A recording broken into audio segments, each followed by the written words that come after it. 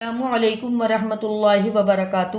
سورہ البقرہ آیت نمبر 24، لیکن ہم 23 سے شروع کریں گے اس کا ترجمہ۔ اب ایک آیت شروع سے لیں گے۔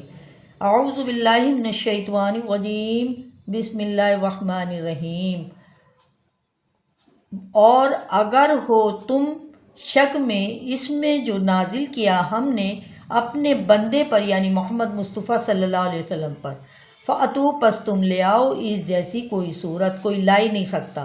وَادْعُوا اور بلا لاؤ تم اپنے سپورٹر کو، یعنی جو حمایتی یا گواہ یا جو ان کا ساتھ دینے والے ہیں۔ وَادْعُوا اور بلا لاؤ تم اپنے سپورٹر کو، من دون اللہ اللہ کے سوا، ان کنتم صادقین اگر تم سچے ہو۔ وہ سچے تھے ہی نہیں اور کوئی ایسا اب تک کر بھی نہیں سکتا۔ اب یہ ہماری آیت یہ والی شروع ہوئی ہے۔ فَإِن لَمْ پھر ان اگر، پھر اگر، لم نہ، پھر اگر نہ، تا تم، اور فے این لام یہ اس کا روٹ ہے فعل، اور واو نون یہ جمع ہے۔ پھر اگر لم نہ تم کر سکو گے، پھر اگر نہ تم کر سکو گے، ولن، یہاں دیکھو کتنا زور دے کر بات کو کہا گیا ہے۔ لن کے معنی ہرگز نہیں، ولن اور ہرگز نہیں، تفعلوا تا کے معنی تم کے ہیں، اور فا این لام یہ وہی ہے جو ابھی آپ نے یہاں پر پڑھا تھا ہے۔ پھر ہرگز نہ تم کر سکو گے، واو الف یہ جمع ہے۔ فاتقوا تو کیا ہے، ڈرو، کائیں سے ڈرو، بچو، کائیں سے بچو، آگ سے۔ اب یہ دیکھیے، اگر آپ کے سامنے آپ کا کوئی بچہ یا آپ کا کوئی عزیز آگ میں جل رہا ہو تو آپ کوشش کرتے ہیں، بلکہ کوشش نہیں، آپ اس کو جلنے نہیں دیں گے اپنے سامنے۔ تو یہاں تو اللہ تعالیٰ ہے جو بہت زیادہ پیار کرتا ہے اپنے بندوں سے، تو بار بار آپ کو بتایا جا رہا ہے کہ بچو اس آگ سے، وہ جو التی کے معنی ہیں وہ جو، وقودھا ہا اس کا، یہ ہا ہے جو آیا نہیں، یہ ہایا ہایا اس کا، ایندھن یہ ایندھن ہے، یہ وقودو اس کا ایندھن، ناس کہتے ہیں لوگوں کو، اس کا ایندھن، وقودھا الناس اس کا ایندھن، والحجارہ پتھر، یہ ہے نا والحجارۃ پتھر ہے، اعدت اور وہ جو ہے تیار کی گئی ہے، لیے کافروں کے لیے، یعنی انکار کرنے والوں کے لیے جو انکار کرتے ہیں۔ یہ دیکھیے، ہم نے کل ایک پروگرام دیکھا تھا، بہت چرچا میں رہا وہ پروگرام، میں دیکھ رہی تھی موبائل میں، کہ اس میں دکھا رہے تھے کہ جاوید صاحب اور ہمارے مفتی شمائل صاحب جو تھے وہ اس کے بحث میں تھے، لیکن وہ بحث بھٹک گئے وہ اپنے راستے سے، اور وہ بھٹکتے بھٹکتے وہ غازہ پر پہنچ گئے، ریپ پر پہنچ گئے۔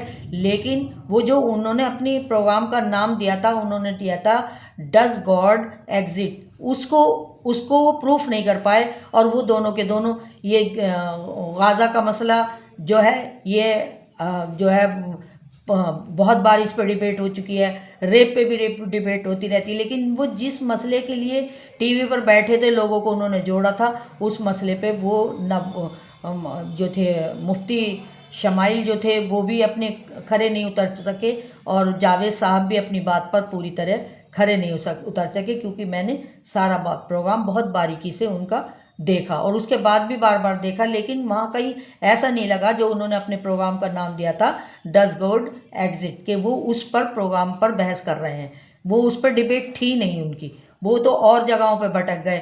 ہمیں اللہ تعالیٰ نے روبٹ بنا کر دنیا میں نہیں بھیجا، پھر آپ شکایت یہ کرتے کہ ہم تو روبٹ ہیں، اس کے حساب سے ہی مارتا ہے، وہ اپنے حساب سے ہی سب کچھ کام کرتا ہے۔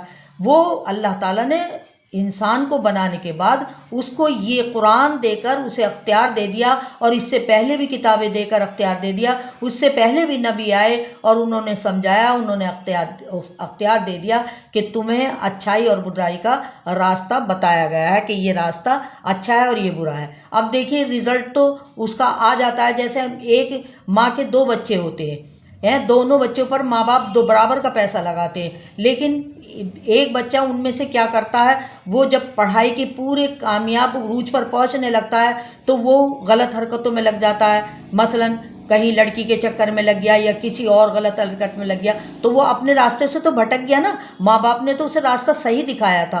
اب ماں باپ اسے کہیں گے بھی لیکن وہ اس بات کو، کیونکہ وہ اتنا الجھ چکا ہے اپنے جو دندے ہیں یا اپنی جو اس کی برائیاں ہیں کہ وہ ان سے باہر ہی نہیں نکلنا چاہ رہا. اور جب وہ باہر نہیں نکلنا چاہ رہا تو وہ ماں باپ تو صرف کہہ سکتے ہیں. تو اسی دنیا میں جو ایک بچہ جیسا ماں باپ نے اس کو چلایا اسی کے حساب سے وہ آگے اپنے کامیابی کرتا چلا گیا اور وہ ترقی پہ چلا گیا. اور ایک بچہ جو اپنے پروگرام سے بھٹک گیا، جو اس کا ایم تھا اس سے بھٹک گیا، تو وہ خود دنیا میں خود ہی دونوں کے دونوں دیکھ لیتے ہیں کہ ایک بہت اچھی خوشحال زندگی جیتا ہے اور ایک پریشانی کی زندگی جیتا ہے.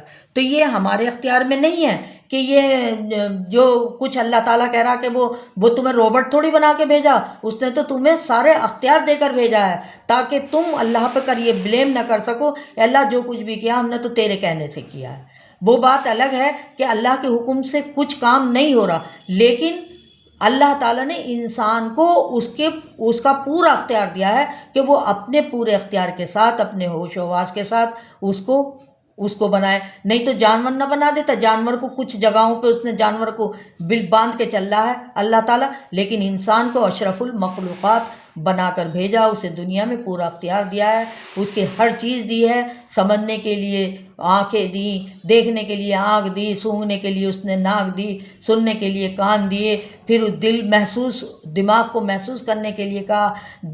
اس کے دل میں بات آتی ہے پھر وہ دماغ تک پہنچاتی ہے. تو یہ سارے کے سارے سسٹم اس نے بنائے ہیں. ہم تو اس کے اندر کچھ بھی نہیں کر سکتے. یہ تو صرف ہماری ایک بحث کا مدعا رہتا ہے، اور یہ آج نہیں، یہ شروع سے ہی ہے. اس میں ہے سورہ نبا میں عما یتساءلون، یہ کس چیز کے بارے میں سوال کر رہے ہیں؟ عن النبأ العظیم، ایک بڑی خبر کے بارے میں. تو ایسا نہیں ہے کہ انہوں نے کچھ نئی بحث کی ہے، نیا ڈیبیٹ ہوا ہے. یہ ہمیشہ سے ہوتا رہا ہے، ہوتا رہے گا. ہمیں صرف قرآن پر فوکس بنانا ہے، قرآن کو پڑھنا ہے، قرآن کو سمجھنا ہے. اور قرآن کو سمجھ کر تو اس سے پہلے بہت زیادہ عقل مند لوگ، بہت زیادہ قرآن پر کمیاں نکالنے والے لوگ بھی ایمان لے کر آئے ہیں. وہ جب قرآن کو ہمارے جاوید صاحب نے ابھی اچھی طرح نہیں پڑھا، انشاءاللہ جب وہ پڑھیں گے، اس کی باریکیوں میں جائیں گے، اس کی گہرائیوں میں جائیں گے، تو انشاءاللہ تعالی وہ بھی اپنی بات پر جو ہے شرمندہ ہوں گے اور وہ انشاءاللہ تعالی اللہ کو ماننے لگیں گے. اللہ ان کو اور ہمیں عمل کی توفیق عنایت فرمائے. السلام علیکم ورحمۃ اللہ وبرکاتہ.